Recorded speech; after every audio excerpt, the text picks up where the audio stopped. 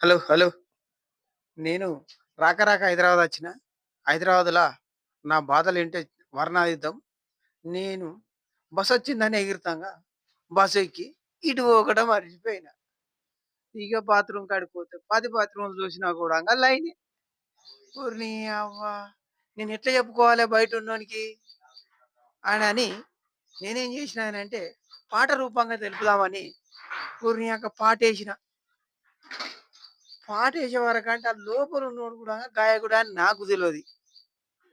ఇగ నేను మెల్లగా రావోయి సందమామ నా వింత గాథ వినుమా రావోయి సందమామ అబ్బా! లోపలున్నోడు గూడంగా పాటగాడే అని నాకు తెలవది. ఈ అక్క నాకంటే గజ్జి పాటగాడు. అబ్బా! ఆగబోయి ఓకేనా? భారతీయుడా ఆగవా నిమిషం బాగవా ఆగబోయి భారతీయుడా హ్మ్. హ్మ్.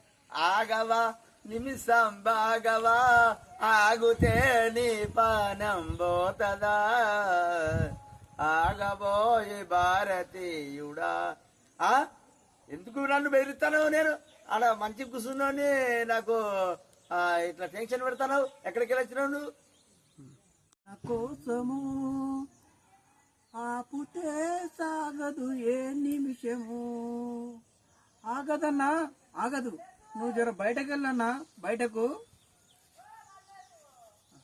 ఎందుకు ఆగాది ఎందుకో బాగా బాగా బాధపడుతున్నావు కుసులుంటే ఖుషియుంటే మనసులే ఋషులవుతారు మహాపురుషులవుతారు ఆగది ఆగదంటున్నావు ఎందుకు ఆగది మెగ్గాల సొంటి ఆగుతాయి మొగులు ఎందుకు వెళ్ళిపోగా నువ్వేంది ఆగదంటున్నావు కదా నీ దండం పెడతా కృషి ఉంటే మనుషులు ఋషులు అవుతారు అంటుండు కృషికి కూడా ఇది సాధ్యమవుతుంది చెప్పే సాధ్యం కాదు లోపల నిమ్మలంగా కూర్చుండి నా పానం తీస్తుండు నా పానం పోయేటట్టు అవుతుంది కానీ బయటకు వెళ్తలేడు మనిషి నేనేం చేయాలి